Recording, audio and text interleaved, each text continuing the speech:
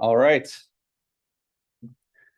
So I promise every week I'm not gonna go on for so long, but I'm kind of really excited about this. As I said, I've been reading this How to Read Capital by Heinrich, and I feel like a lot of things have clicked into place. I feel like, it's the fifth time I've taught this class, and I feel like I might actually understand it now. Probably not, but so I've prepared like a ridiculous slideshow that kind of goes through a lot of the text and tries to flesh things out. So even though we're recording, like, feel free to interject, raise your hand if you want to kind of raise things, and things don't make sense. Feel free to just talk. And this will go on a while. Most lectures will be much shorter and we'll have more time for the kind of discussion leadership.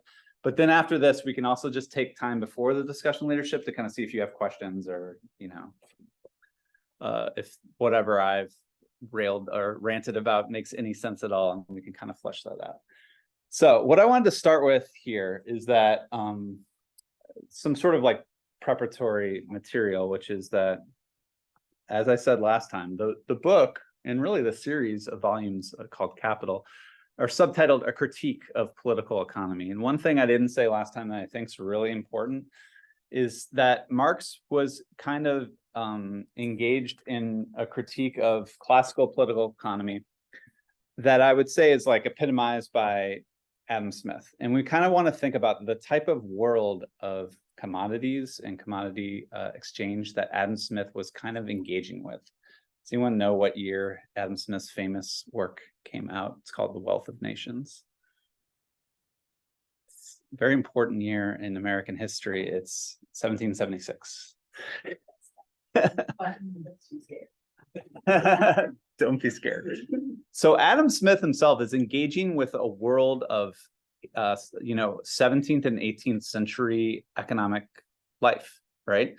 And to me, that world is in some ways epitomized by a market, like a physical market, where people come to the market and trade their wares. Whether that's peasants who are producing on their own land, they're bringing product to market, they're trading, or artisans who produce in their homes, they produce, clothing, or, and you have these guilds and these artisan systems where people actually control their own tools, they control their own means of production, and they trade in the market. And so this world of exchange was seen from Adam Smith's perspective as kind of this newly emergent world of freedom, where free buyers and sellers come to trade and come to voluntary exchanges about their trading of these commodities. And so this kind of, some people have called it like petty commodity production, small scale commodity production, small scale producer owners going to a market and trading is actually the kind of market Adam Smith had in mind when he talked about this kind of newly emergent system of organizing society. Now, Marx is writing a book in the mid-19th century. The economy has changed a lot, right? The economy is going through what we would call the Industrial Revolution, and we don't have an economy anymore that's organized according to small-scale producer owners, peasants, and artisans trading their wares in the market. We're starting to see an economy that's characterized by massive, large-scale industrial capitalists who own tremendous amounts of, machinery and factories and means of production.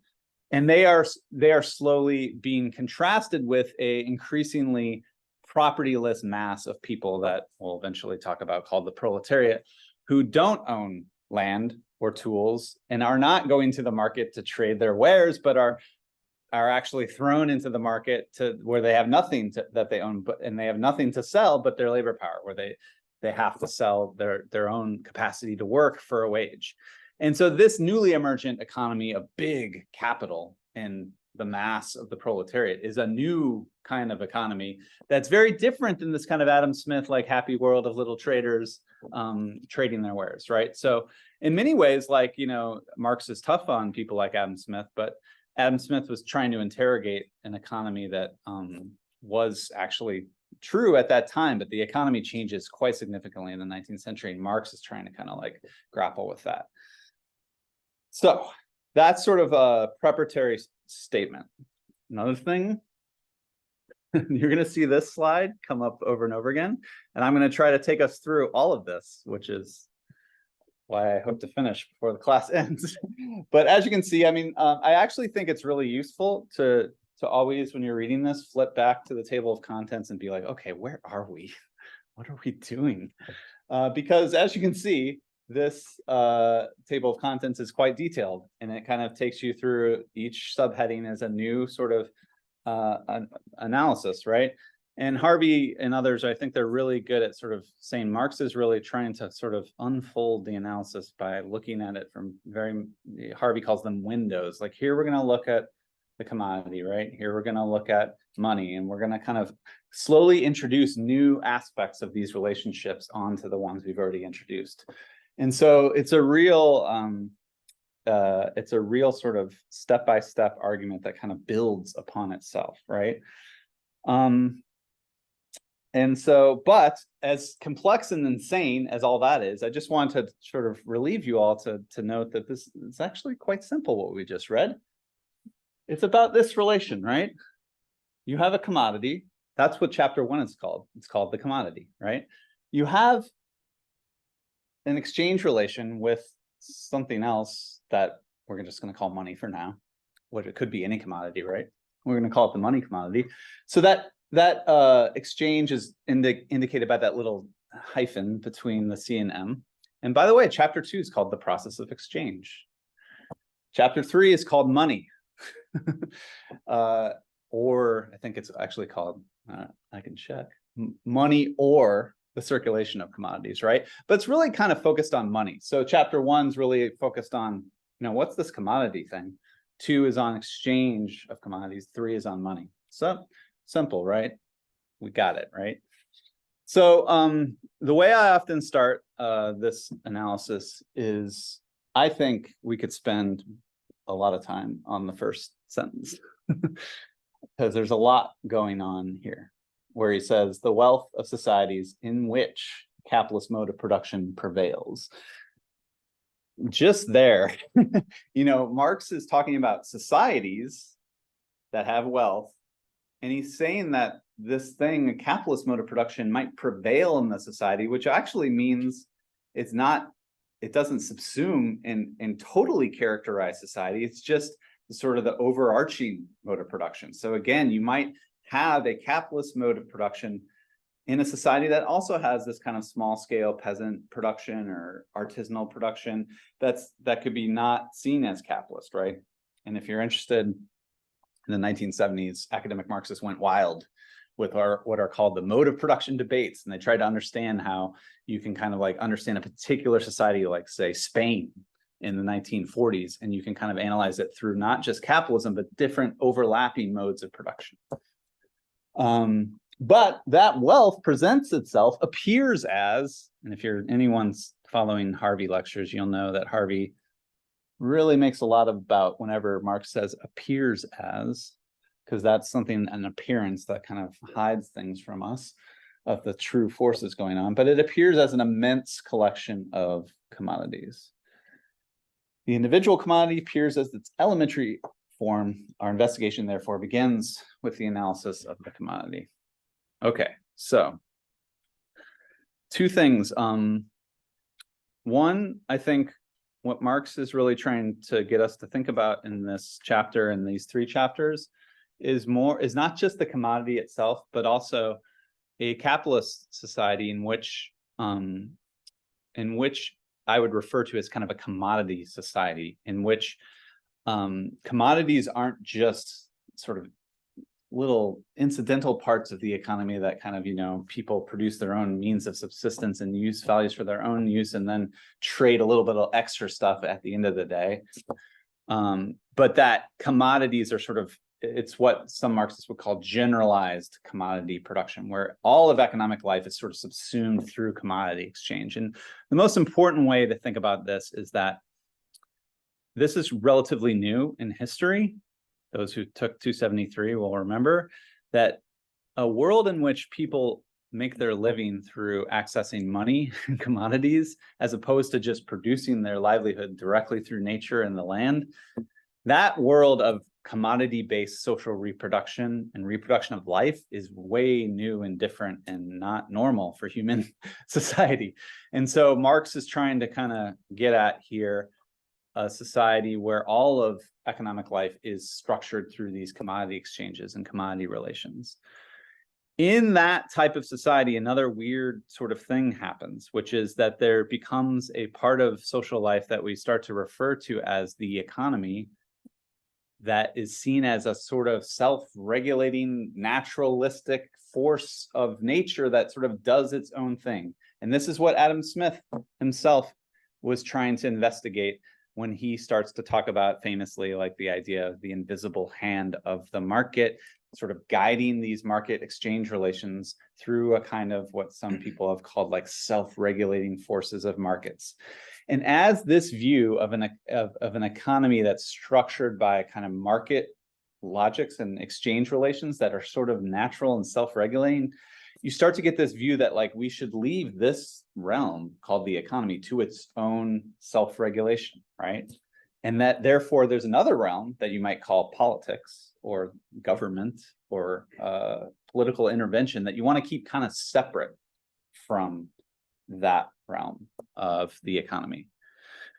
Now, this is really important because when most of social life was not a commodity society, the economy was organized directly through political forces. So the lord in feudalism, the lord and the king, they are the ones that organized production and extracted a surplus from serfs, right? And they were the political leaders, but they were also the economic dominators. And I'll talk about a little bit later about Marx refers to this as relations of personal domination or personalized dependence. Slavery is another very, the slave owner is a political ruler of the economy, but also an economic exploiter at the same time.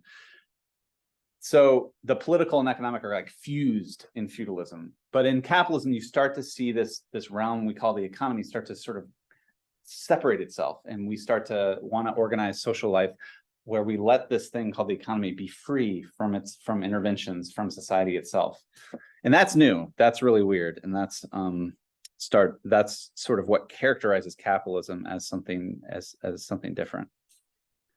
If you're interested, there's a really famous sort of Marxist historian named Ellen Meiksins Wood, who makes a lot, like her whole thing is that's how capitalism kind of becomes historically specific, as this real kind of institutional separation between the political in the form of the state and governance, and then the economic being the sort of market realm that's left to its own devices. Okay, so that's the first sentence.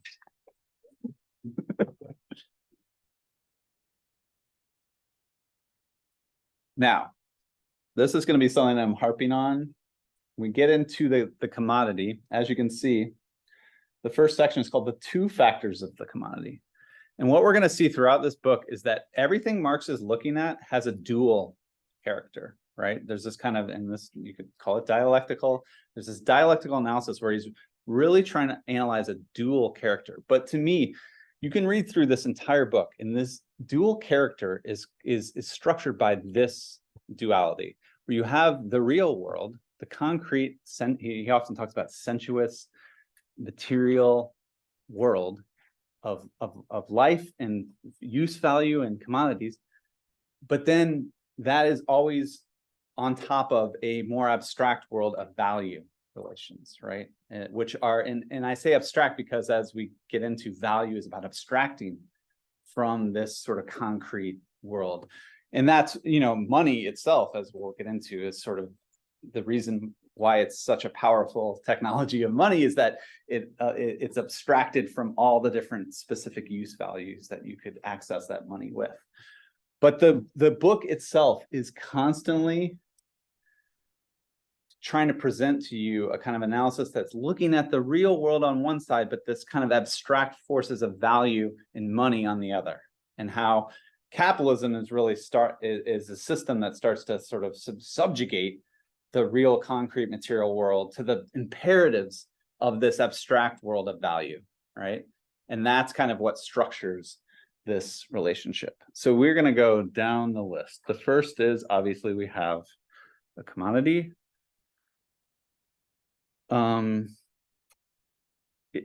it has this dual character. The first is it's a use value, right? It's a commodity would not be a commodity.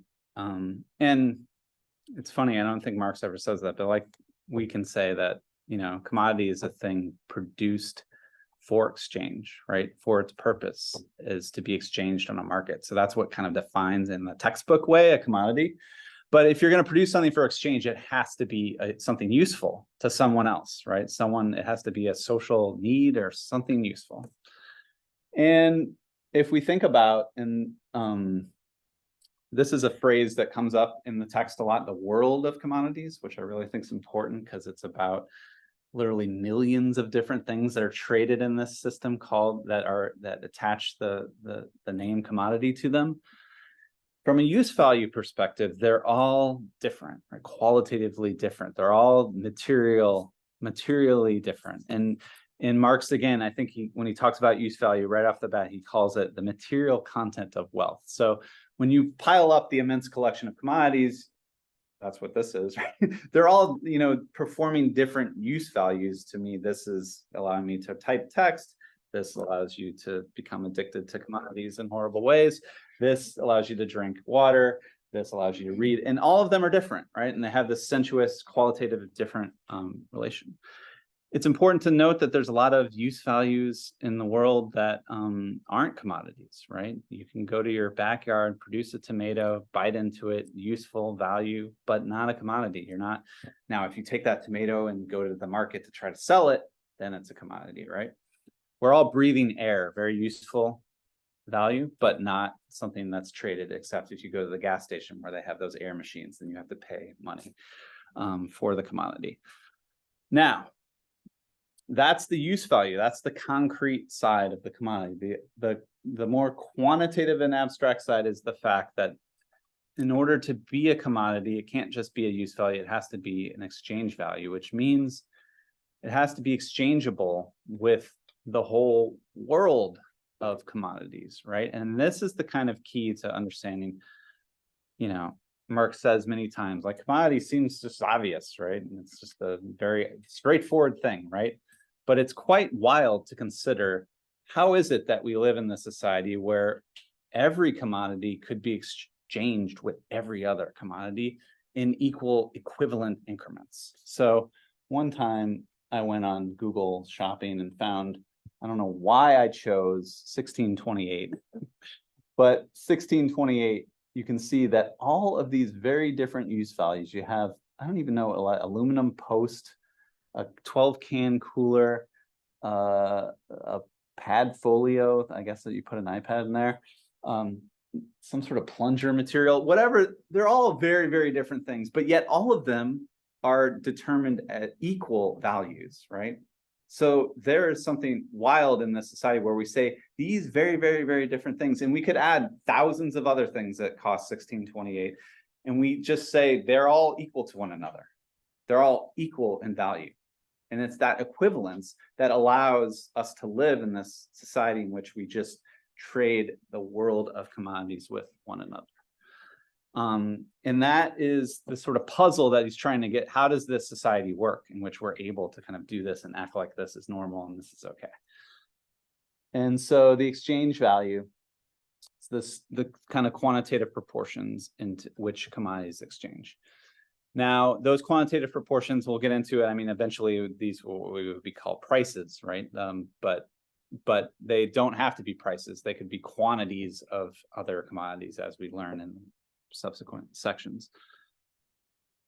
But Marx says that this exchange value is sort of the surface, I think you might say, the surface appearance of something deeper going on beneath it, or a third common element that sort of helps explain why are all those four commodities seen as equal with one another. So we need a kind of theory of value to really explain what's going on with this kind of exchange value relations and these prices that are going up and down, and they kind of equal one another. And we sort of say, so what is it that all these things share that could allow us to say they're equal in some sense? What is that third thing? That third thing is value. And that's where we start to get into value. And it's quite stunning in this book how quickly, like we're 2 pages in or whatever, and he's already defining value, right? He's getting right into the beef of it. Now, some caveats on value. A lot of people get a little confused because they know that Marx is an advocate of labor. He's an advocate of the working class and working class struggle. And therefore, people think that he is all about a labor theory of value because of his kind of political, normative, ethical commitment to labor. I don't think that's the case. Another thing worth pointing out is that value is different from wealth, right? Wealth is the more material use value world. Like if you pile up everything you have in your house, you have a lot of wealth materially. But value is the expression of wealth in a money relation, right? Like $5.99 or $6.99, or I have $100,000 in the bank account. That could be wealth, or that could be wealth expressed in value terms, right? And Marx is very clear, actually. And so this tweet, you can see it's actually a week old. It came on Labor Day, and all these Marx nerds kind of pile in on the tweet because Marx is very clear in Capital that actually labor isn't the source of all wealth. Nature isn't just as important, as William Petty says.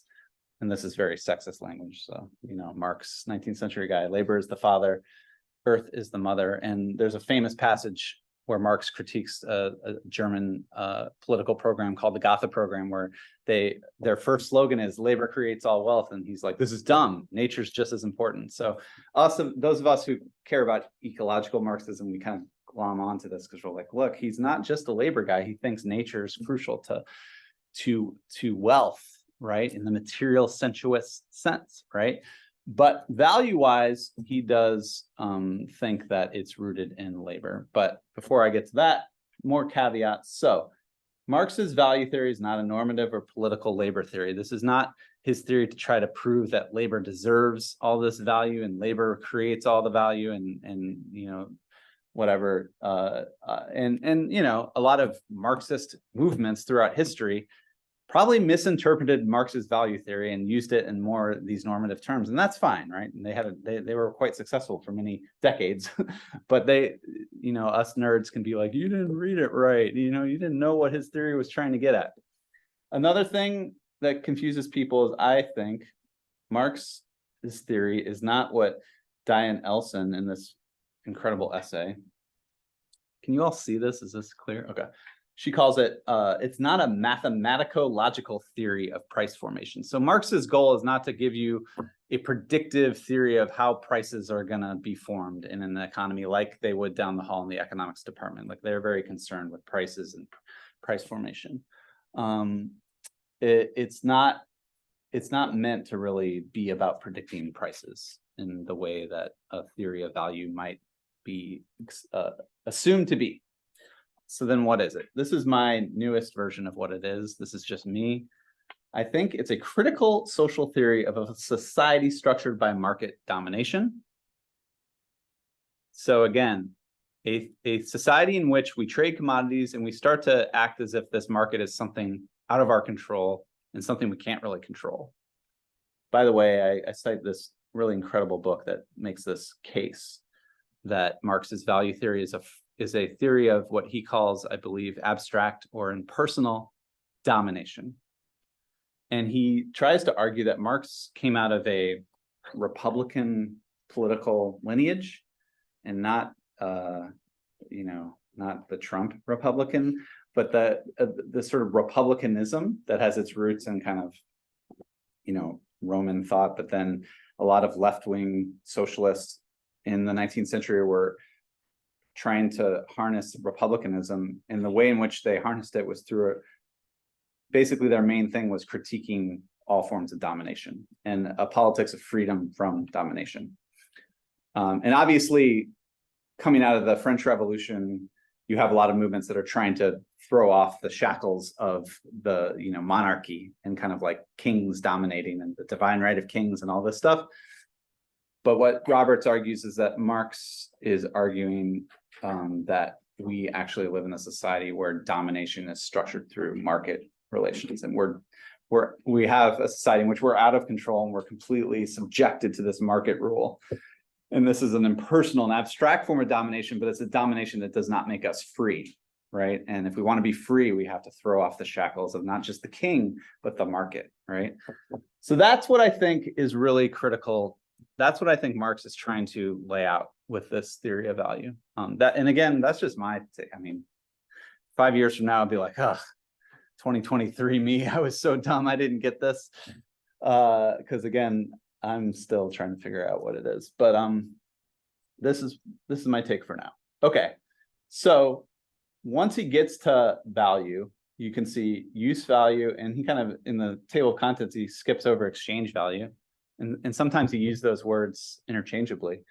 But then he goes into the substance of value and the magnitude of value. And for the substance,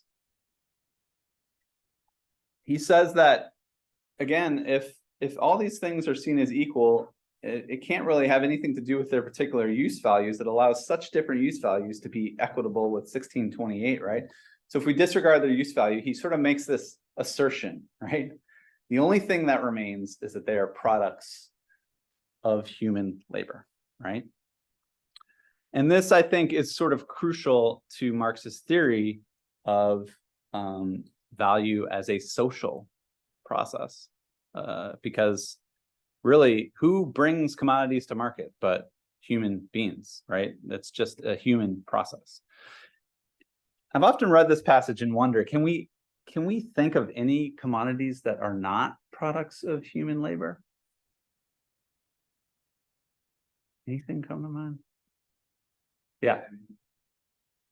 Commodities as in something you sell. Yeah. I mean, if you were to forage and then sell whatever you foraged. But foraging itself is a process of labor, isn't it? That's true. Maybe if you sat next to a tree with some berries and said, I'm not touching these berries, but if you want to touch them, you pay me. Yeah. I mean, he kind of, I don't, maybe this is different actually, but like, he kind of brings up property later on. Yeah. And that's like, kind of its whole own thing, but Yeah. I mean, you technically don't have to do anything to the land to be able to sell it. Yep. So we'll get into the sort of ways in which price can be different from value, and things without a value can have a price. And that, I think, is a good example. Any other? Okay, so this assumption, he just throws it down. All commodities are products of human labor. So that is this third thing, that this third substance that unites. You know, what do they all have in common? They all are products of some kind of human labor. And again, you know, these days we have these apps that are traded, and those cost $3.99 or whatever the app costs. But you know, the app is a product of code, and it's a product of human technological software and all this kind of stuff. So, you know, and linen and coats are also obviously products of human labor. But he, you know, he eventually says not just any human labor, but because human labor, as we're going to get into, is very qualitatively different as well. So he says that this has to do with you know, reducing labor to human labor in the abstract. I'm just going to leave that for now because we're going to get into this distinction between abstract labor and concrete labor in a second. But that's what he kind of, that is what the substance of value is to Marx, is this sort of abstract labor. But there's also, and so he throws this line in here where he says, let us now look at the residue of the products of labor. There is nothing left of them in each case but the same phantom-like objectivity. And he introduced a lot of this sort of colorful language about phantoms and ghosts and kind of werewolves and all this stuff. But here, I think, is really crucial that value in our society has this kind of objectivity to it. We just sort of accept that that price is right? That this is what the price should be because of these processes that are happening in the background, because of competition, because of you know, market processes that are kind of out of our control.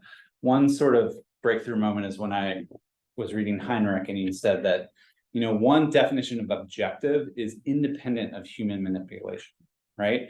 So value is seen as objective in that we can't control it, right? These prices are just going up and down and we're not in control, but they have some sort of objectivity to themselves. And that really reflects some sort of underlying value to them, right? So that you can go on The Price is Right and you can say that couch should be $300 because of some sense I have what things are worth in relation to each other. One thing I brought up in this class when it was big deals, any of you ever heard of the Pharma Bro? It's kind of old news. Like big pharma, There's this guy who basically was just this like Wall Street guy who was trading in the pharmaceutical industry, and he bought up really crucial medicine for I think treatment of diabetes or something like that. And he just bought up the patents to these drugs, and he jacked up the prices like 500%. Right? And everyone just villainizes it rightly, right? Because it was such a clear instance of some individual going in and changing the price of the commodity for their own gain and for their own enrichment, and that had no relationship to the value of that thing, right? It was so arbitrary that just really upset us. Now, if pharmaceuticals were set by these market processes, which they're not, by the way, they're all kind of just totally rigged to these patents. But if they were, we might say, oh, for an EpiPen, it's okay that it's $5 or whatever the value might be. If we thought that they were being driven by these kind of objective processes, then we think that's what value is. Okay, so that phantom-like objectivity, that comes back again and again. Yeah, Gabe. I wrote a lot of question marks around this paragraph. Yeah. I didn't fully get when he talks about kind of like in between the highlighted sections, like it's no longer a table, no longer how you have to remove the use value from it. Isn't use value I get that it's not the same as exchange value, but aren't they kind of connected? Like even if it's if something is the product of labor, if there's no use at all, Yes. then it won't be a pointless. value. But it's what's the whole thing of abstracting the use value part? So that is where we get into this distinction between abstract and concrete labor, which we'll get into in a second. And Okay. it's sort of difficult because here on page 128, he's already introducing it, Mhm. but then there's a section that comes later where he tries to flesh it out. Okay. But it's crucial and it's hard to understand, so I'll Mhm. try to lay it out in a sec. But first we got to get to the magnitude of value, which, as you can see, substance of value, magnitude of value. So the magnitude is just the amount quantitatively of value. How do we know? How do we sort of determine what the value of that is? And that's where we get the famous definition, which is socially necessary labor time.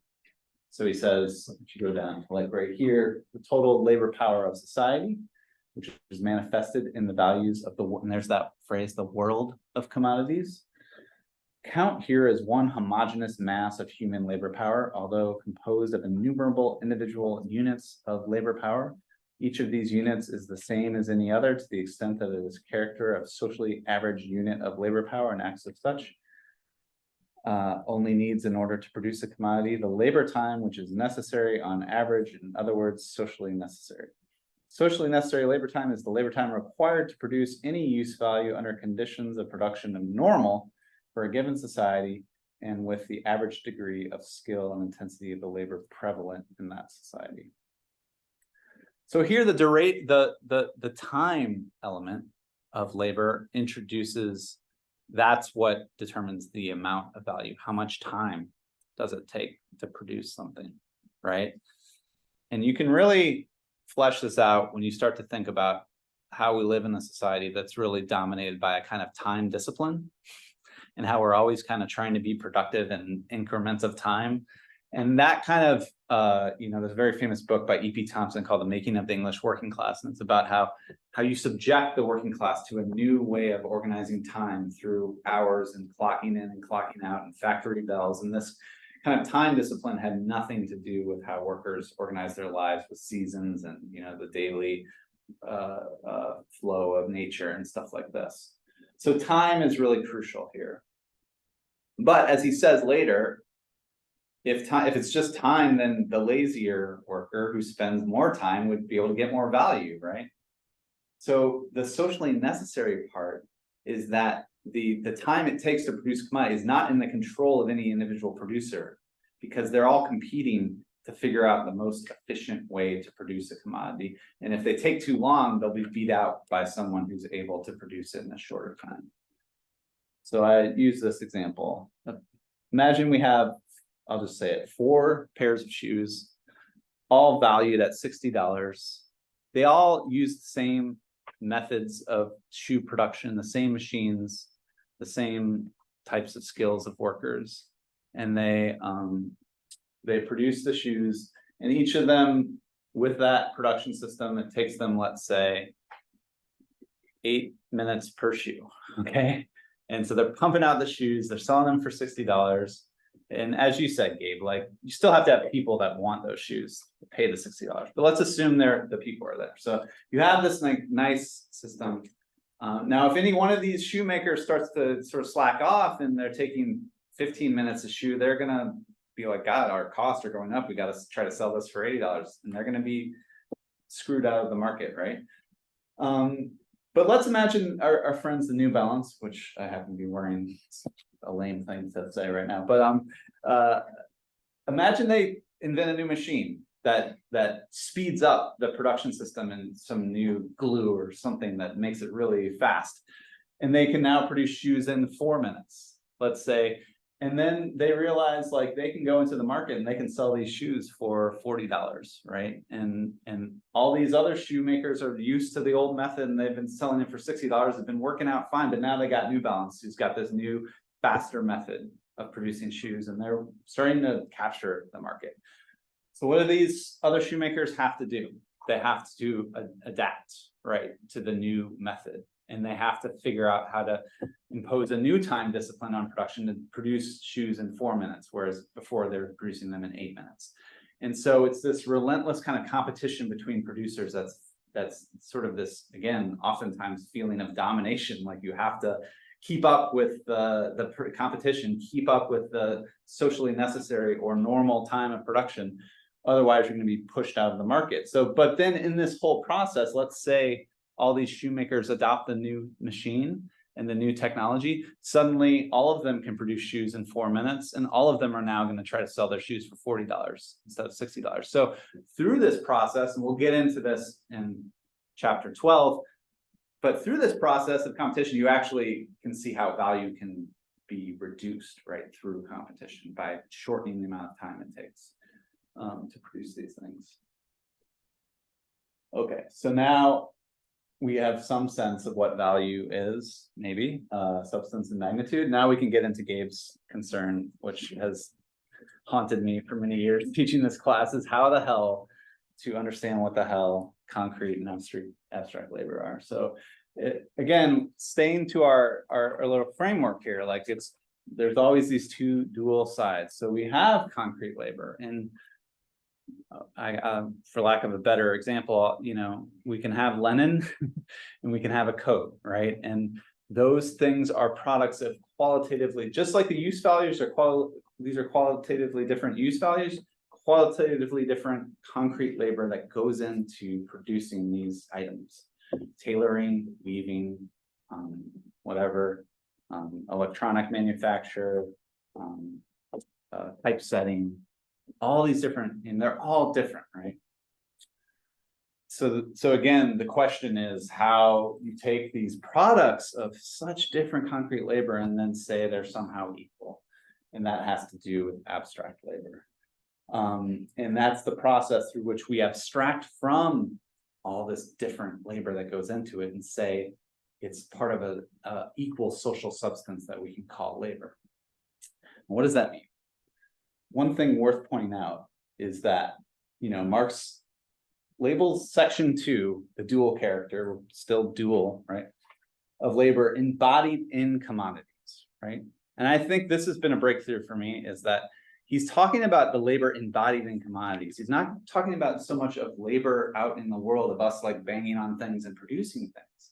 He's talking about the labor embodied in commodities. And what he's saying is that each commodity has this dual aspect that, and by the way, he's very humble he announces, I was the first to point out and examine critically this twofold nature. So this is actually, Marx sees this as like his big breakthrough, right? This is super important to him. And if you read the Heinrich, like he's written all these letters to all these people, and it's like, people aren't getting the abstract concrete labor thing. It's really important. And the key is that to me at least, that the reason he says they're embodied in commodities is that any commodity, this shoe, is simultaneously a product of concrete labor, the sewing and the glue and the threading of the laces and all that. But because it has a value, it is a product of it embodies that value, embodies this abstract labor, which is that theoretically we can say that there's the exact same amount of labor went into this shoe as went into every other thing in the world of commodities that is priced at $64.99, right? And what I'm going to get into in a bit is that when we as a society are constantly exchanging commodities, we're constantly reducing their concreteness to this abstract quantity value, $64.99. And we're saying it's equal to whatever else is $64.99. So that literally the fact that it has a value is the fact that there's this equality of some sort of general sense of labor that is in all the commodities that are $64.99, which again has nothing to do with the fact that they're a product of tailoring or weaving or electronic manufacturing or whatever. So when he says that's the dual labor embodied in commodities, I mean the other part, the abstract part is the value itself, $64.99.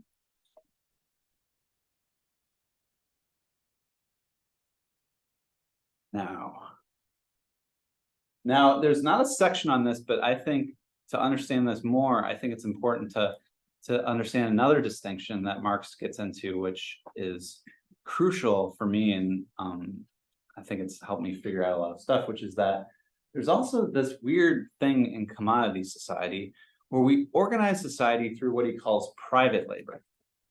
And what he means by that is really uncoordinated labor. Like in a commodity society, all the producers just produce things without any coordination for whether or not it's needed on the market. You know, he says later in the book, whether or not you sell it, as Gabe is, whether or not you sell your use value is a matter of chance. You actually are producing it. You're not sure if anyone's going to actually buy it. You're just a private producer, by the way, competing with thousands of other private producers, and you're all uncoordinated. No one's saying like, we need this many shoes, we need this many coats and linen.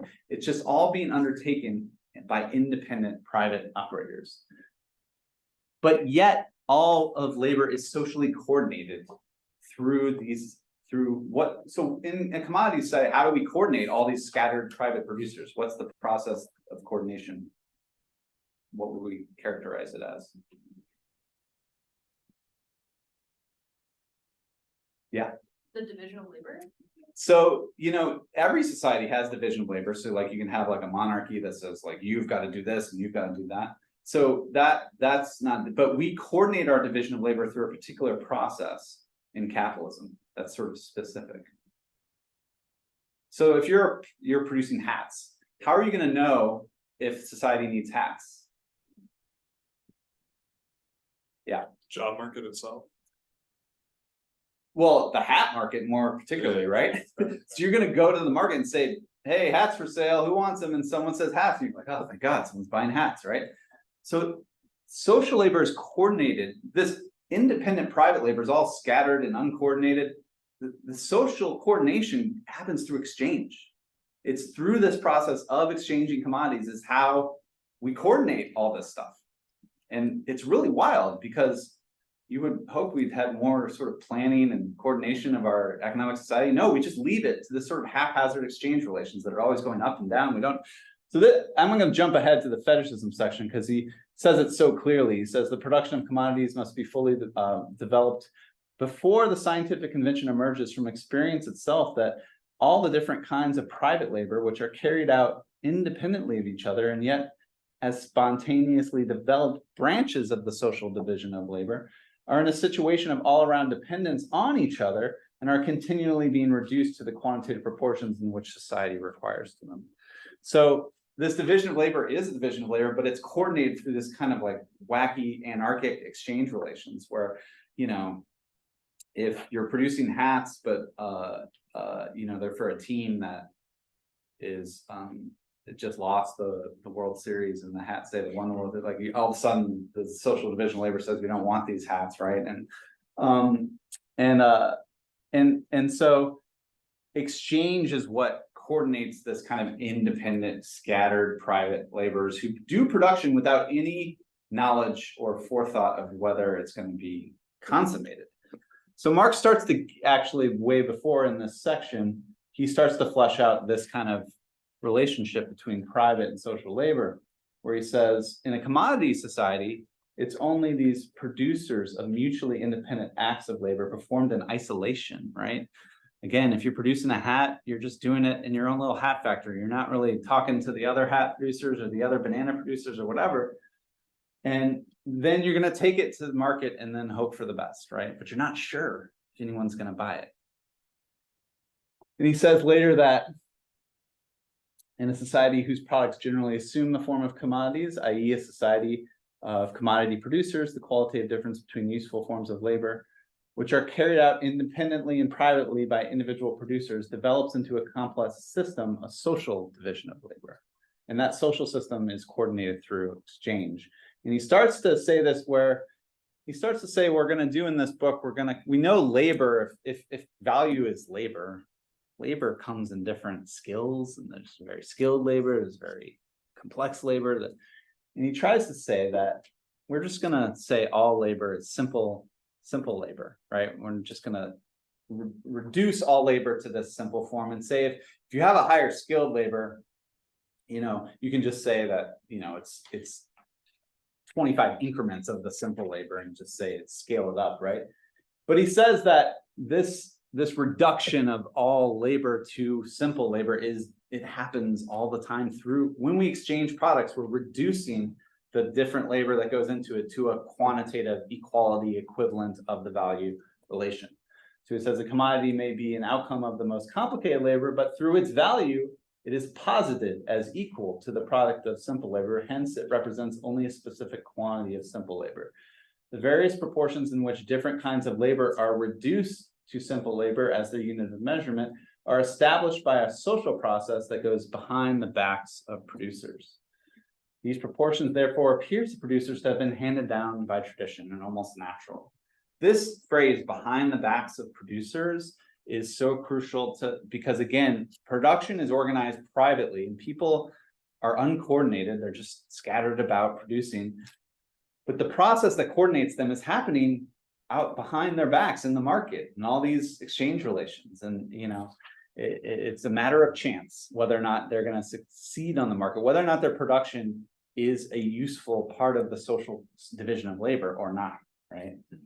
And it's the fact that these producers are kind of, again, I would argue, dominated by these exchange relations is what he's trying to get at. Okay, so we have that distinction between private and social labor. So then finally we get to section 3, which is probably the most boring and hard section to deal with. Perhaps there's actually sections of chapter 3 that are even worse than this, but this is where we start to get into, okay, what Marx says the value form is and the equivalent form and the relative form. And, you know, in a general sense, I think this entire section can be boiled down. We're only on section 3 and I'm already losing it. So it can be boiled down to the fact that Marx is trying to say that any commodity to have a value has to be in relation to another commodity. And in our world, we always are comparing a commodity to the money commodity. We say this, anyone buy this recently? How much? 16. Oh, the 1628. I gotta bring it into the 1628. So we are used to comparing our commodities with the money commodity. but he's trying to say that, you know, the origins of a commodity society have to be where people start to put commodities in relation to one another, and any commodity has to be sort of related to another commodity. Yeah.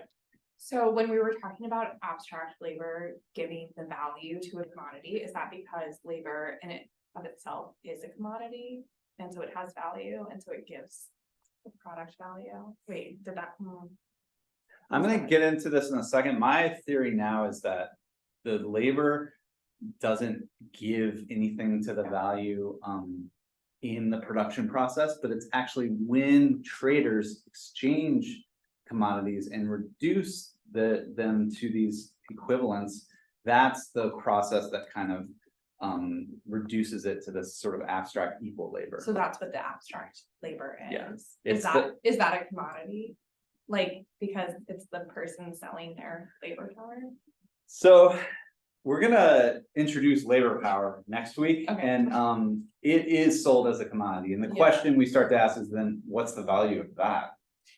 Right? And then you could start to ask, well, are we talking about slave labor? Right. Which is a commodity that's sold under bondage and domination, or are we talking about a wage worker who's selling their kind of capacity to work on the market?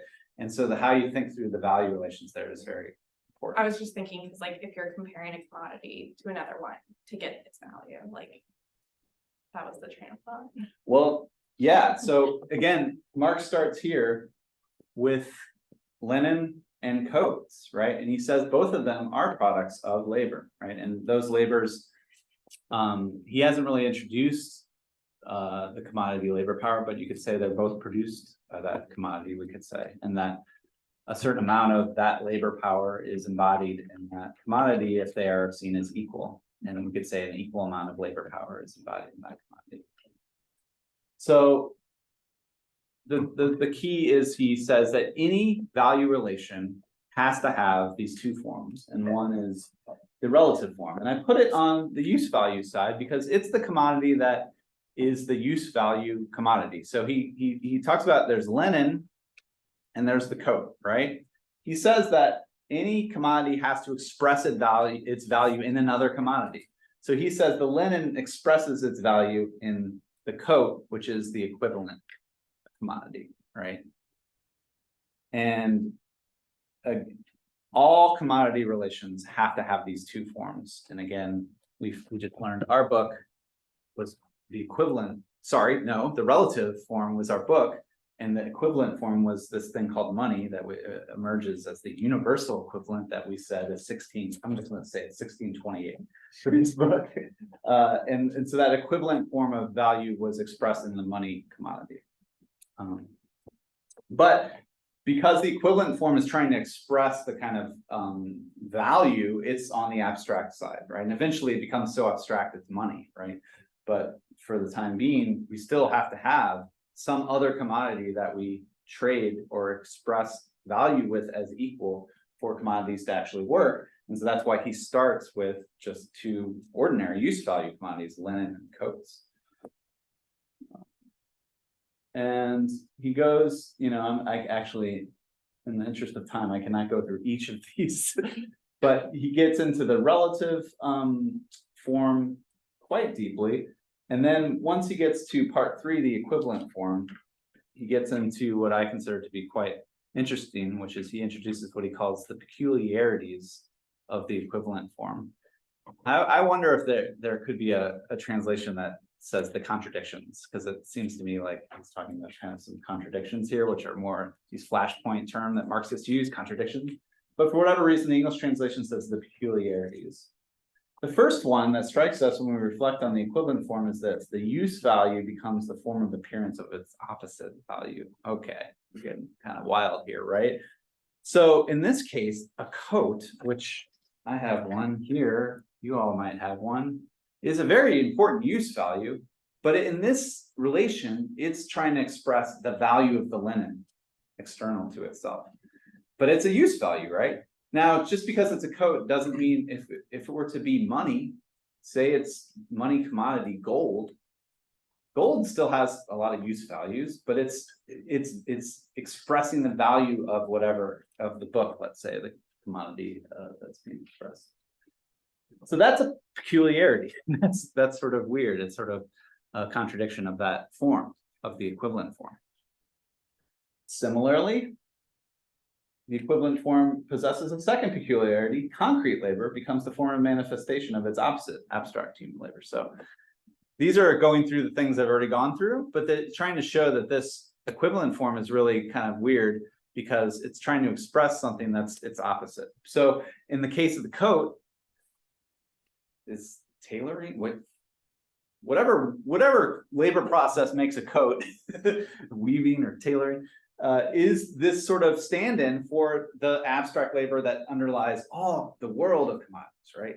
And that's peculiar because we know it's just tailoring, right? It's just the specific thing. But when it's the equivalent form, it's standing in and for the world of all human labor, right? And if we're looking at the labor it takes to dig gold out of the ground, that's the labor that's sort of trying to stand in for the world of commodities, right? So that's peculiar. Third peculiarity, and again, I'm really this time through keen on this distinction between private labor and social labor. So the private labor takes the form of its opposite directly, social labor. So again, the coat was produced by some worker in a cottage. They produced the coat. All of a sudden, the coat is thrown into this role as the expression of value, right? Which is ultimately this sort of this equivalent form is supposed to show, right? Gold, certain private gold mine produces the money commodity gold that then is supposed to stand in for the social value relation. Then I really got to mention, even though it's ridiculous, we will take a break at some point. I really got to mention this really fascinating where he talks about Aristotle, and Aristotle grasping, hundreds of years before Marx, grasping for what value is. And he says that because Greek society was founded on the labor of slaves, hence had its natural basis in the inequality of men and their labor powers. Apologies for the language. The secret of the expression of value, namely the equality and equivalence of all kinds of labor. And that's what he's really trying to get at. When we trade commodities, we're saying everything that's 1628 is equal labor-wise, the same amount of labor that went into it. Because insofar as they are human labor in general, could not be deciphered until the concept of human equality had already acquired the permanence of fixed popular opinion. This, however, becomes possible only in a society where the commodity form is the universal form of the product of labor. Hence, the dominant social relation is the relation between men as possessors of commodities. So he's trying to kind of make an argument about a historical emergence of this exchange economy where you do have, maybe in that kind of Adam Smith world of world traders trading their, they put labor into this stuff and they come together and they say, well, my amount of linen is equal to your amount of coat, and I feel that's a fair deal, and our labor are equal in this exchange, and we're feeling good, but that sort of emergence of exchange relations is constantly reducing increments of labor to equality in the market. 1628, right? And in that society, more and more dominated by exchange and commodities, people start to think through these ideas of human equality, right? And this, you can kind of do a kind of Marxist, or what people will call a historical materialist analysis of how the exchange economy kind of comes along with certain sort of political movements that talk about sort of the abolition of slavery and the abolition of feudal sort of unearned rule of kings and monarchs, and that actually all people are created equal. The bourgeois ideas in our constitution are starting to come in an economy that's more and more structured through these exchange relations. So quite fascinating. Okay, so that we do, then he says, okay, so the simple or accidental form of value is just like you got linen and a coat. Then we get into what he calls the total or expanded form of value, and that's pretty simple. If linen's equal to a coat, then coat's equal to a book, and book's equal to a bottle, and that 1628 thing I showed, that's kind of the expanded form where you can just look at all these different commodities that are seen as equal to each other and therefore have equal amounts of labor. Eventually you get up and some people say, like, is he telling a historical story of how commodity relations start to trade? And most people agree is sort of a logical, like how you get to the ultimate money form, but eventually says you get to the general form of value where you can actually say there's one commodity, and confusingly, what had been the relative, the linen, is now the equivalent in the general form, where the linen is now the equivalent of all these different, again, very important, different quantitative increments. So 40 pounds of coffee requires a certain amount of labor for 40 pounds of coffee, whereas 20 yards of linen also, you can say that labor is equal. 2 ounces of gold. Interesting, the money commodities over on the relative side here. And then we finally get to the money form, where you have all these commodities that are reduced to a certain increment quantitatively of the money commodity, gold. So that gets us all the way to here, to section 4, which is just my favorite section. It's just like it's wild and it's cool, but let me get into really like the sort of flagship statement about what the fetishism of commodities is, where he says it is nothing but the definite social relation between people themselves, which assume here for them the fantastic form of a relation between things. In order, therefore, to find an analogy, we must take flight into the misty realm of religion. There, the products of human brain appear as autonomous figures endowed with a life of their own, which enter in relation both with each other and with the human race. So it is in this world of commodities with the products of men's hands. I call this fetishism, which attaches itself to the products of labor as soon as they are produced as commodities, as therefore the inseparable from the production of commodities. So, quick note. In the 19th century, you know, you might have some 21st century ideas of what fetishism is. It could mean like an obsession, or it has some sort of sexual connotations. That's not what the 19th century fetishism in the 19th century was referring to. Religious rituals that worshipped idols, worship things, right? Totems, and quite brilliantly, you know, these bourgeois kind of European colonialist a-holes would talk about, like, look at all these backward societies that are just obsessed with the fetishism of the religious icons, like they're just like worshiping like nature and they're all backward and so forth. Marx is trying to take that kind of very ethnocentric European analysis of backward peoples, religious peoples, and transposing it onto us, onto a capitalist society, and saying you too are operating in this fetishism world where you're worshiping, in this case, the market, right? You're worshiping this market as something that's godlike, that's out of our control, right? And so that's why he goes into the misty realm of religion. But I think the fetishism section really tells us a lot more of how value works and how Marx's theory of value works. So that's where I think this is where many people try to understand Marx's value theory, as value is something put in to the commodities and then in production, then it goes to exchange and then realizes that value. But he actually says here, it's only by being exchanged that the products of labor acquire a socially uniform objectivity as values, which is distinct from, again, here we are, sensuously uniform, which is distinct from their sensuously varied objectivity as articles of utility. This division of the product of labor into a useful thing and a thing possessing value appears in practice only when exchange has already acquired a sufficient extension and importance to allow useful things to be produced for the purpose of being exchanged, so that their character as values has already been taken into consideration during production. So he's saying that things don't get value until they are brought to the market and exchanged. But those exchange relations and that constant reduction of commodities to equal increments of human labor really has an impact on how producers are looking at their production. They have to now take into consideration these value relations they're seeing through their attempts to exchange their commodities in the market. So he says later, men do not therefore bring their products into labor into relation with each other as values because they see these objects merely as material integuments of homogeneous human labor. The reverse is true. By equating their different products to each other in exchange as values, they equate their different kinds of labor as human labor. So again, it's this social process of bringing things to market, exchanging them, which is is a social practice of reducing things to this equality, this equivalence. And this is the key phrase. They do this without being aware of it.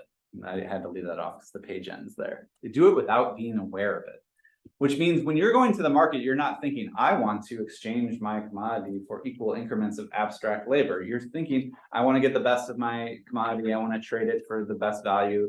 But in this constant social process of exchange, people are constantly reducing qualitatively different human labor to this equal homogeneous labor through the exchange process. And the key is, I think, that we shouldn't, there's these arguments, is value rooted in production? And Marx, a lot of Marxists are like, it's all production, you know, hidden abode of production. We haven't got there yet, but, or is value rooted in exchange, where Heinrich often characterizes his value theory as a monetary theory of value. So he's really about this exchange relation as being what value is. I think it's really both, right? Because through the exchange process, when people are trading these commodities as a social process, they're constantly reducing labor to this equivalence, an abstract equivalence, that speaks back to the production zone. And it creates that kind of discipline on, because if you take your stuff to market and you think you're going to get those shoes for $60, but then you see no one's going to pay you $60, you go back to the factory and you're like, people, we got to speed up, right? We got to produce our shoes in a faster socially necessary labor time because the market's telling us we're not going to make it with the way we're producing now. So the exchange relations are constantly creating this discipline on production. And that, to me, is the power of Marx's value theory, is it becomes this sort of disciplining, particularly time disciplining force field that kind of haunts us, all of us. Like even when we're not in the market or producing, like we live in a society where if we're not producing, we feel worthless, right? We want to have like a work ethic. We want to be productive. We want to like make use of our time.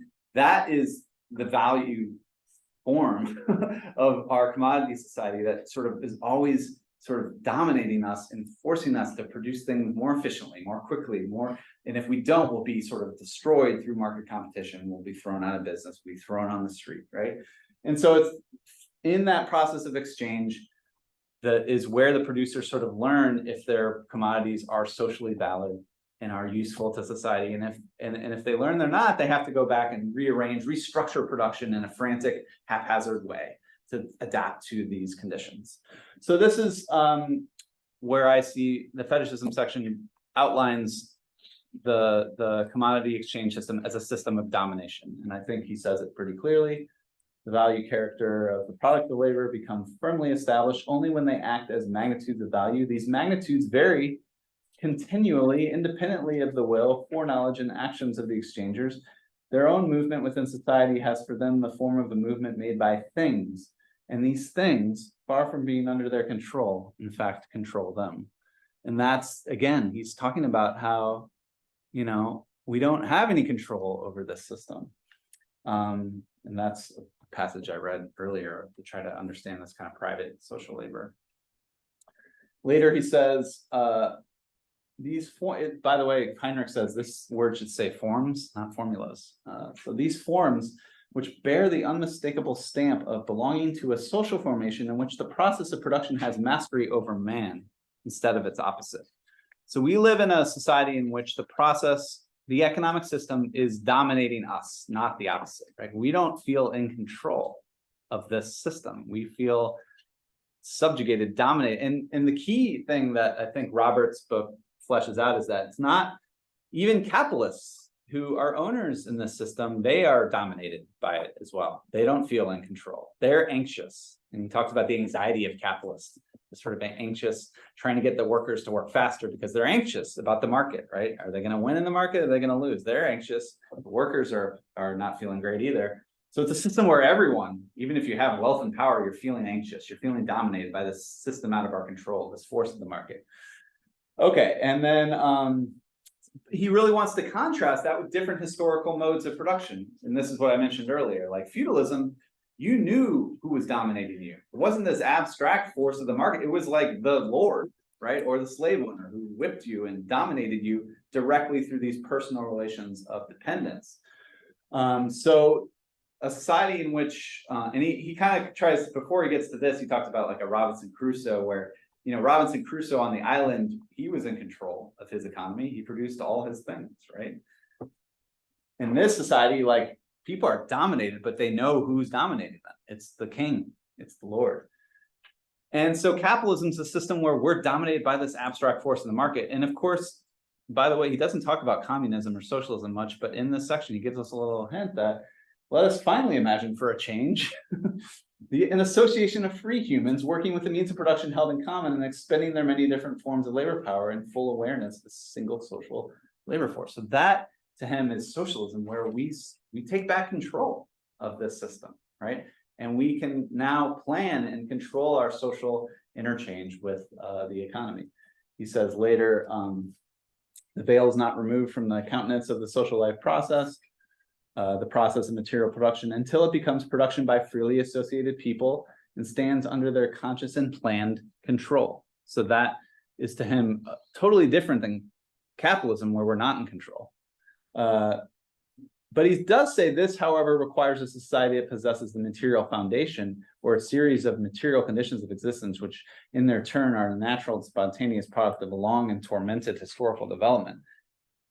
What this book tries to argue is that capital actually starts to create the material conditions for a society to take social control over these really productive systems and then plan it for freedom of all, right? For the freedom of the associated producers. And so at the end, he defines fetishism again. He defines it at the degree to which some economists are misled by the fetishism attached to the world of commodities, or by the objective appearance of the social characteristics of labor. And I thought that definition is kind of useful. The objective appearance of the social characteristics of labor. In our society, the social characteristics of labor present themselves as a value, right? And that's how we say that's, this thing is socially valid as 1628. And if you have 1628, you get it. And that's how we coordinate the production of capital volume once people who have the money in their pockets buy the 1628 thing. But that 1628, we think, oh yeah, that seems pretty fair. I mean, this is like a huge book. How'd they get it to be 1628? Like, that's a lot of pages. And well, I guess, it's fair. It's the price is right? This is okay, right? This is objective, which means it's out of our control. It's independent of human manipulation, but there's something right about it, something okay about it. And we just move on with our day. Okay. Other things where we live in a world in which things dominate us. One of those things that I'm really concerned about is fossil fuels, which trade on markets as commodities. And in the last 3 years or so, gone down a little bit recently. You can see the price of oil has just been going up and up and up. And we, in 2018, there was this report that said to deal with climate change, we need to reform all aspects of society fast, rapidly. And the market's saying the price of this thing is going up, which means people will expand production of it and will make more money profiting from it because of the price. And we just act like, well, that's what the price says. This is out of our control, right? This is a system that dominates us that we can't control, even though science says we have to control it. We're not. Okay. Let me pause. Why don't we so we go to 5, right? So why don't we pause, and because there's obviously 2 more chapters, but let's pause here to take a break, and then I'll come back and finish up the lecture, which shouldn't take too long because the rest is not as complicated as this. And then hopefully we'll have like a half hour to kind of go through your discussion leadership and stuff like that. Sound good? So take like 10 minutes. Okay.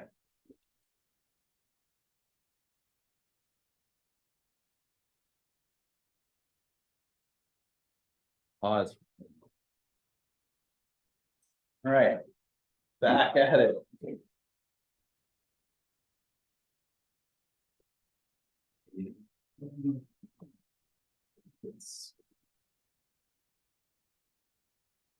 Okay, we made it through chapter 1. It's a long chapter. Now again, Marx is about introducing new relationships. Once we, each chapter kind of is like trying to unfold different things. And in chapter 2, you could say chapter 1 is really about the value relationship, right? Commodities and their relationship to value and use value. But it's chapter 2 where he introduces commodity owners as actual agents who are bringing their commodities to market, right? And so he says, in order that these objects may enter into relation with each other as commodities, their guardians must place themselves in relation to one another as persons, whose will reside in those objects and must behave in such a way that each does not appropriate the commodity of the other and alienate his own, except through an act which both parties consent. The guardians must therefore recognize each other as owners of private property. This juridical relation, whose form is the contract, whether as part of a developed legal system or not, is a relation between two wills which mirrors the economic relation. Content of this juridical relation or relation of two wills is itself determined by the economic relation. Now, that's a lot of words, but essentially what Marx is trying to get at here is what, again, is sort of the focus of classical political economy, is sort of celebrating this world where people freely come together and make contracts and fair exchanges with each other. Again, in Adam Smith's world, it's really people who own their own production. They come and they trade and they get the best out of the exchange, and they feel, they wouldn't do it otherwise. It's a voluntary exchange free from coercion. And again, that's contrast that kind of world of exchange with the coercive world of feudal serfdom and slavery. These are free exchanges. People are consenting to economic relations. This is what classical political economy is going to say. Look how cool. Look, this is freedom, right? This is freedom, right?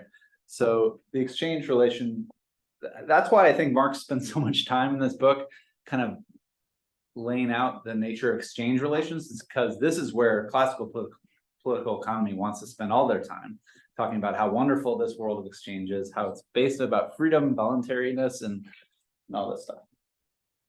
But again, he's trying to really explain a process of exchange relations starting to kind of spread throughout society. And I think this phrase is really clear. He's talking again, their quantitative exchange relation is at first determined purely by chance. They become exchangeable through the mutual desire of their owners to alienate them. In the meantime, the need for others' objects of utility gradually establishes itself. Constant repetition of exchange makes it a normal social process. So again, Marx will say throughout this text again and again that most societies throughout history might have had incidental or sort of like marginal parts of their economy were about exchange relations. Like, people produce their own subsistence and then they take a little bit to the market and trade things. But as exchange relations start to kind of spread throughout society, it becomes more and more a normal social process of, again, putting two commodities together and saying these are equal, and we are going to trade them as equal amounts of value and therefore equal amounts of human labor, in Marx's theory at least. So this process is going, and he sort of unfolds how this process happens kind of historically. Like, he kind of talks how this sort of spreads throughout society historically. And then we get to the end of the chapter. See, we're already almost done with chapter 2, where again, I think this is really important, where you start to get the introduction of the money commodity, where money, again, doesn't have to be gold. It could be coats. It could be anything. But when you start to develop a money commodity, the money stands in as what he calls the direct incarnation of all human labor. And think about it. If you have $100 in your pocket, you can access all the things in the world that $100 represents. And that's millions of different kinds of human labor that it took to produce all those things that cost $100. So this money represents all human labor that is at least expressed in commodities. And there's a lot of Marxist debate about all the human labor that doesn't get into commodities and how important that is to reproducing society and how we should think about that labor. But so that phrase actually is a little bit problematic because it's not all human labor. It's only the human labor that goes into commodities. But in any event, he says, hence the magic of money. It's quite magical. Like, what is this stuff that allows us to access all that stuff? Humans are henceforth related to each other in their social process of production in a purely atomistic way. So again, when exchange also is premised on the idea that everyone sort of is a private owner of commodities, and so they can only trade as private persons. And we're all atomized in the market. Like none of us are going to go after this and then collectively go into a store and say, we'd like to collectively purchase that loaf of bread, right? We all have individual, privatized, atomized bank accounts. We can only interact in the market as individuals. So one thing we hear a lot, we live in an individualistic culture, like America is individualistic. Well, we live in an economy that's structured through individualism. Like where you can only interact in this market if you're a private individual exchanging commodities with other private individuals coming together as these atomized individuals, right? Again, here he says it again, their own relations of production therefore assume a material shape which is independent of their control and their conscious individual action. The situation is manifested first by the fact that the products of men's labor universally take on the form of commodities. The riddle of the money fetish is therefore the riddle of the commodity fetish now becomes visible and dazzling to our eyes. So he kind of says, what we said about, like worshiping a commodity as this objective value that is inherent in its social and natural properties. We do that with money too. We sort of say money is everything. Money rules our society. We live in a world dominated not by humans, but by money itself, right? Okay, chapter 2, done and done. Now, chapter 3 is hard, as I warned Gabe. Chapter 3 is the one where 90% of readers of Capital just give up and say, hell with this, I'm done. I don't care about money and commodities. So, but I think this chapter, again, chapter 1 tries to flesh out the commodity, but in this chapter, he's really trying to say, well, if we're going to have exchange, we're going to have, eventually we're going to get to that the money form, right, of value, right? And in an exchange economy, it's eventually going to lead up to the money form. And so therefore, we need to spend a lot of time talking about money. And this is kind of something I think Marx, in his trying to be an academic scientist, the classical political economists, they all had to sort of say the basic stuff about money. Right? This is how money functions. These are its properties, and that's what Marx is doing in this chapter. He's really trying to, in many ways, he's laying out kind of the core functions of money. It's the measure of values. It's a medium of circulation, or economists would say it facilitates exchange. Right? He eventually calls it a means of payment. Right? These are core textbook almost functions of money that he kind of goes through, and he as he does, he brings in a whole lot of other wacky stuff, right? But ultimately, he's trying to kind of lay out what is money, how does it function, and so forth. The first thing he covers is that money is the measure of values. So again, if money is the direct incarnation of all human labor, then again, $100 sort of represents a certain amount of human labor it takes to produce the thing that's valued at $100, right? And that $100 then becomes representative, the appearance of all that human labor. So he starts to talk about, eventually we get gold as the money commodity. Another thing worth saying is that Marx had what was at the time, and we would still call a commodity theory of money, which meant that the money commodity had to be an actual commodity produced by human labor and stood in relation to the world of commodities.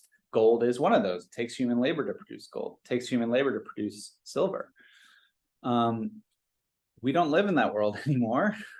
Well, in 1971, Richard Nixon delinked the dollar off of gold, and now we just live in this world where the dollar is the core money.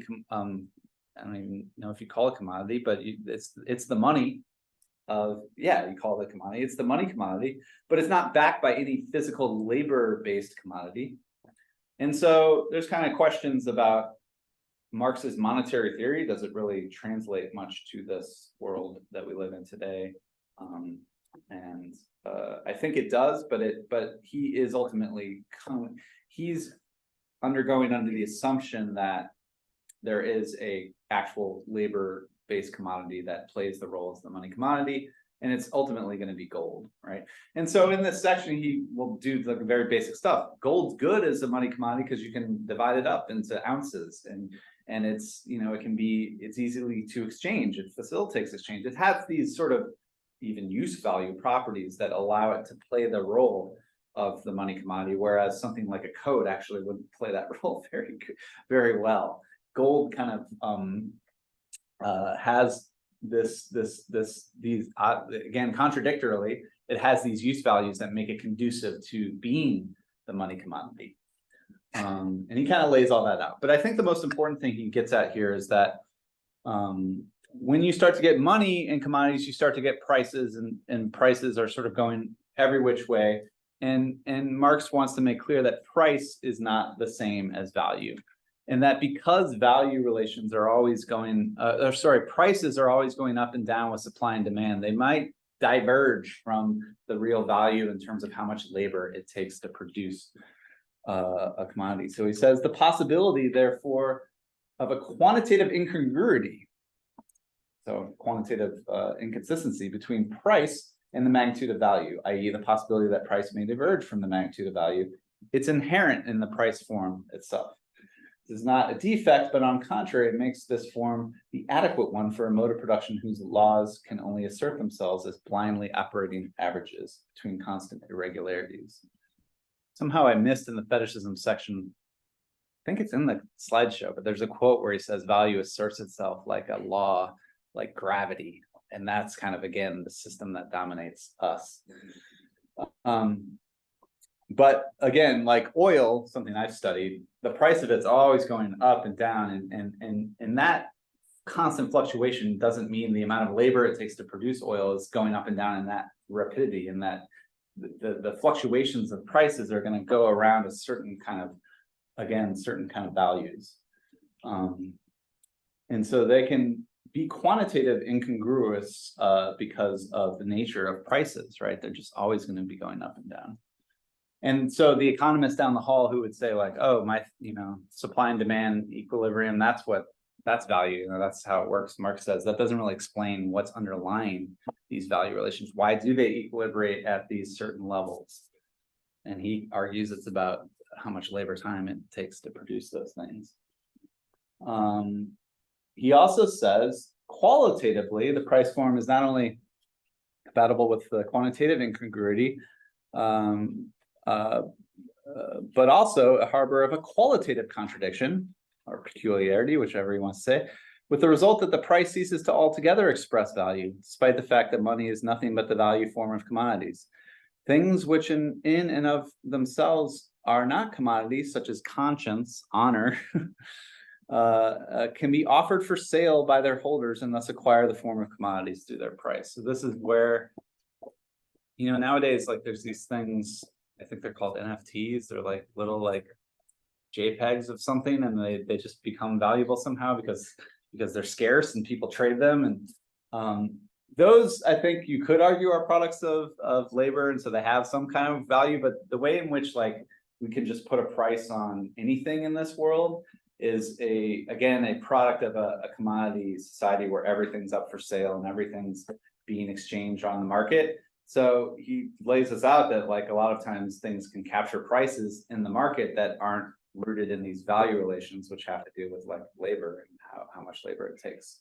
And the best example he gives is, we talked about this earlier, is the imaginary price form may conceal itself a real value relation or one derived of it, as for the instance, the price of uncultivated land, which is without value because no human labor is objectified in it. But yet we know you have a totally untouched, unlabored plot of land on the earth, and you can sell it for 10,000 an acre, right?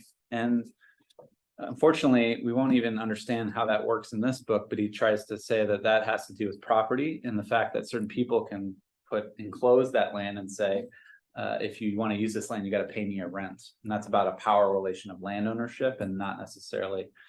But ultimately, those landlords that own the land can then have workers come in and work on the land and then add value to commodities that come out of that land. And that would be labor-based value commodities. But the fact that you can sell that land when it hasn't been touched by human labor at all means that it's got a price, but it's not necessarily got a value based in labor as he's trying to understand it. So again, for those that think that value theory is only about determining mathematically what prices will be, he's trying to say, well, prices aren't telling you what value is always. So that's a little caveat there. Okay, so that's the measure of values. Then we start to get into part two, the means of circulation. And I think here we're starting to get into what I would consider a really important part of this book, which is we're starting to look at a process of circulation of money and commodity, not just the relation of money to commodity and value to commodity, but the way in which they circulate through society. And he calls this process, insofar as the process of exchange transfers commodities from hands in which they are non-use values to hands which they are use values, it's a process of what he calls a social metabolism.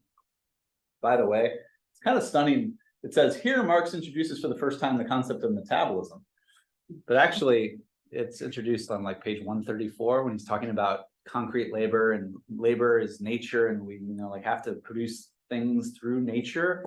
He says metabolism there, so the translator or editor just like forgot that, just put that there. But that concept, some ecological Marxists think this is really crucial. Marx's entire understanding of capitalism is filtered through this notion of it's a metabolic relationship between labor and nature. But under capitalism, that relation is filtered through exchange relations of money and commodities. And therefore, this process of the metamorphosis of, this process of circulation that section 2 is about this metabolic process of money being turned into commodities, being turned back into money, or commodities being turned into money, back into commodities. And so it's a process of social relations being filtered through these forms that are constantly changing. And so that's sort of the process-based part of his arguments really come through here. And ultimately, we get what he calls the sort of simple circulation of commodities. And there's a lot that we can say about this, and I'll actually say a lot more next week. But ultimately, this is what I think is sort of like the Adam Smith world of commodity circulation, where you are a commodity producer who is an artisan and produces Bibles, let's say, and you go into the market to sell your Bible and you get $20 for that Bible. And now you have the money commodity, right? And so you can go out into the market and find another thing that's $20 that you want, brandy, right? And you can get that $20 bottle of brandy. And so you produce your Bible, you take it to the market, you get this universal equivalent that can exchange with the world of commodities. You want brandy, you get it. It's lovely. You've kind of taken a use value, you're good at producing, you've gotten a use value, you don't know how to produce, you're good. This is the Adam Smith world of people producing and exchanging commodities, getting the best of what they can produce from other commodity producers. The things we should keep note of for next week. Notice this process of circulation is defined by equivalence and equality. A $20 Bible exchanged for a $20 bottle of brandy, equal. Second, this process is structured by use values. It starts with the use value of the Bible, ends with the use value of the brandy. It's structuring logic of this process is I need use values, right? I want brandy, I have a Bible. And once you get your brandy, you're set, right? The process is complete. And then you take that thing out of circulation and you drink it, right? So this is a process structured by use values and so forth. Okay. So he breaks it up, because he has to make everything so complicated. He says, okay, like this process actually has two moments of metamorphosis. I can't remember, is Kafka like after him or before him? After. So he didn't know Kafka. So I'm just making stuff up at this point. But Kafka metamorphosis. So, taking your Bible and it metamorphosizes into $20. That's a big change, right? Big change. In this section, though, he really talks about how this is really hard. Like you have this very particular thing, and you need to find someone in the world that wants it, right? And as we've been talking about, if you're producing brandy or Bibles, or example I always give is like Segways, where this inventor of Segways thought it was going to change the world, and then he took it to market, and people are like, I don't really want those Segways. Like I don't think they're really that useful. And then you realize, oh, there's no one with the M willing to buy my Segways, right? So this is hard. And he says, and this is, again, I said this before, it makes it a matter of chance of whether this this succeeds or not. I'm not gonna use that word. You know, isn't it wild that we all produce these things and we don't even know if anyone's gonna need them or use them, or if they'll perform any social function. And if you think about how much, like, in our society, like, grocery stores just throw out half the commodities because they're like, oh, there's a blemish there, throw it out. So, like, a lot of what's produced doesn't even get to that moment of metamorphosis where it exchanges for money. And so this is a really hard metamorphosis, right? Taking your little particular thing and trying to get access to money. The second phase is a little bit easier because you now have the power, you have the money commodity, and you can just go out into the world of commodities and be like, who needs who has stuff that I can buy with my money, right? This actually comes a little bit later in the chapter, but I think it really illustrates the power of this part of the metamorphosis, where he says, just as in money, every qualitative difference between commodities is extinguished, so too for its part, as a radical leveler, it extinguishes all distinctions. But money is itself a commodity, an external object capable of being the private power of an individual. Thus, the social power becomes the private power of private persons.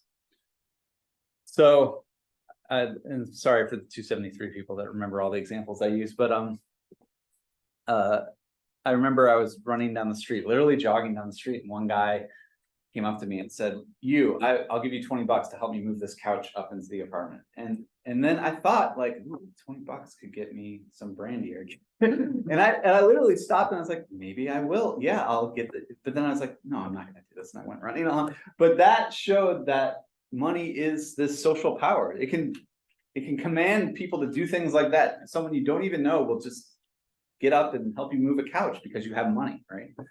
Because everyone knows that $20 can be translated to all sorts of wonderful things that we might want to use that $20 with. So it's incredibly social power, and it's endowed in the private purchase of your pocket, right? We all harness money as private individuals. So again, this is sort of the easier part of the process. And he talks about circulation as this process that starts to kind of spread through society and starts to burst through all these barriers of spatial, temporal, right? So as exchange relations start to, and this is not necessarily specific to capitalism, you start to look at like ancient Egyptian or Roman societies, and they started to trade with people further and further away, and they started to develop needs and wants that sort of linked up with others who were looking to trade their commodities, right? And so these exchange relations do spread. But the fact that there's this this process where you always are trying to turn C into M and then M into C, there's these gaps, right? Sometimes you can't get the M and you've got a whole lot of C and you're in crisis, right? So in this process of circulation always exists the possibility of crisis. And so Marx will talk more about crisis in this book, not as much as he does in maybe volume 3, but the fact that you're always trying to transform these things into money means that sometimes it doesn't work out, and then you can have a sort of systematic crisis. Okay. Now, part B and C are like really like he starts to get into the quantity of money, how much money is actually needed, and how that will relate to the velocity of how much money is turning over in circulation. If you're interested in debates over inflation and the prices of commodities, you might try to dive deeper into that section, but I find it's a really hard section, and there's not, again, because he's dealing with this very old school commodity theory money, it's not clear how it relates to our world of like dollar hegemony and dollar.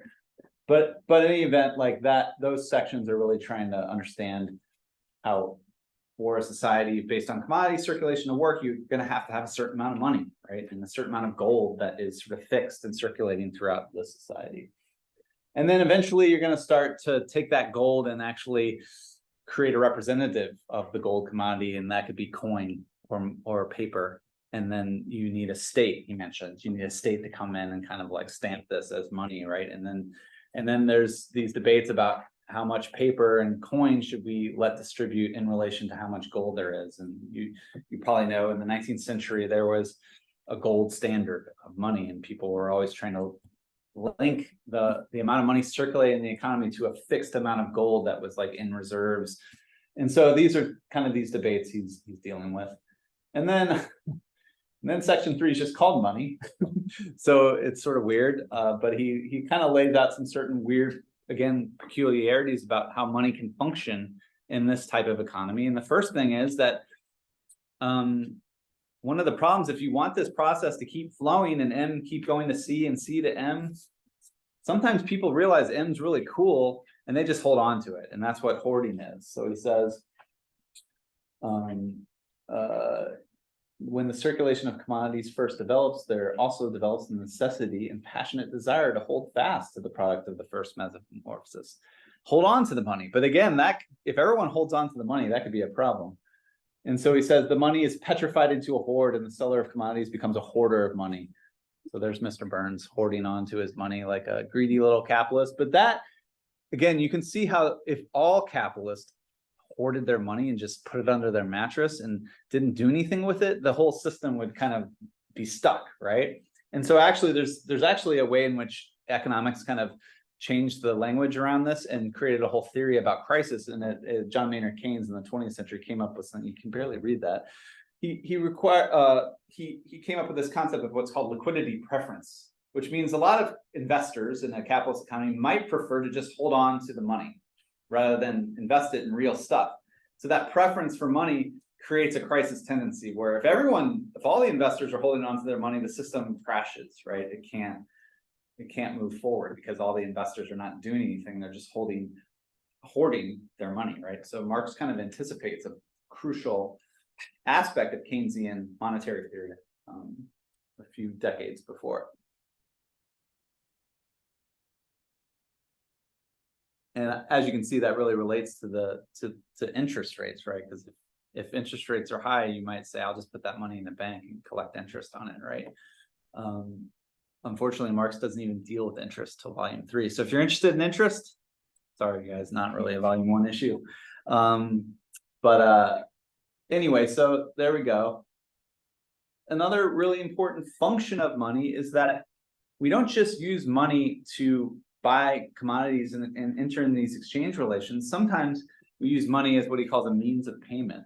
And the example he uses that, sometimes you get a commodity, but you promise to pay later. You get an IOU, right? And so that's really a credit relation. Some department stores used to allow you to buy things on credit, like on layaway, and you pay like months down the line. So then you would have to pay them later with actual money, but then it becomes a kind of creditor and debtor relation where you have to pay in monthly increments, or you have to pay with these payments and so forth. So he goes, the seller becomes a creditor, the buyer becomes a debtor. Since the metamorphosis of commodities or the development of their form of value has undergone a change here, money receives a new function as well. It becomes the means of payment. And we can think about other parts of society where money plays this function. For instance, he talks about rents, taxes. When you pay your rent, you're it's not quite the same as buying shoes, right? You're paying for the privilege of using the house that the landlord owns. And so it's something different when you're paying for this service than just exchanging commodities and shoes. And obviously, when you start to have state power that has the power of taxation, you need, some people have said the origin of money in history is really with the origin of state power, and states had to actually create money so that they could tax the population, but also so that they could buy mercenaries, so they could build an army, right? So they had to be able to pay the army, and then they had to be able to tax to finance the army. And so therefore they developed these monetary systems so that people could pay with this kind of universal equivalent. But again, when you're paying taxes, you're not really buying a commodity, right? You're using money as a means of payment to the state power that extracts this tax stuff from you. So he talks about how this means of payment function kind of creates these kind of crisis tendencies, right? Where like the end of the month's coming, everyone needs to pay their rent or their interest or their taxes. And so therefore the money kind of runs out, and there's kind of a crisis, a monetary crisis, because of these rhythms of when payments are due. And so he kind of goes into all that kind of stuff. And then finally, he ends with, the very not complex and complicated issue of world money. And he spends about 2 pages talking about world money. But he says, and I think this is really important, where when money leaves the domestic sphere of circulation, it loses its local functions. As a geographer, I like when he starts speaking geographically. It is acquired there as the standard of prices, coin and small change, and as a symbol of value, and falls back into its original form as a precious metal in the shape of bullion. Again, he's not in the dollar world. He's in the world where everyone kind of had reserves of gold on hand. In world trade, commodities develop their value universally. Their independent value form thus confronts them here too as world money. It is in the world market that money first functions to its full extent as the commodity whose natural form is also the directly social form of realization of human labor in the abstract. Its mode of existence becomes adequate to the concept. So this, he's saying that really, for value to really represent the world of labor and commodities, to be adequate to that concept, you really need to scale up value relations to the globe, right? Where all human labor, if you're producing wheat in Australia or Russia or North Dakota, you're all kind of ensnared in these value relations where the price of wheat is being driven by these relationships that are beyond your control. And you're all kind of in this world situation where your labor producing wheat in North Dakota is being reduced to the labor of other, not just wheat growers, but all other commodity producers' labor on the world market, right? And so if we're really talking about universal or abstract labor, we need to be talking about the labor of humanity, right? The labor of the world. And that's, I think, kind of a pretty profound way to end that section, to say that this is really this is the kind of endpoint of a commodity society is global capitalism in a certain sense. And so, that's where it ends. And just as a heads up, it's next week where he introduces capital. Right? So we have gone through all this and we don't even know what capital is yet, right? So it's really fascinating that he spends so much time in this world of commodity and exchange and markets, because again, I think he knows that's the world that classical political economy is really keen on celebrating. So he really wants to dig deep in there, but it's not until next week that we get into capital and what that is. So that will be super fun, but that's it for me. So that was probably almost like an hour and 40 minutes. Jesus. So I'm going to stop the recording now and then we can just talk. We have about 40 minutes left. Before we get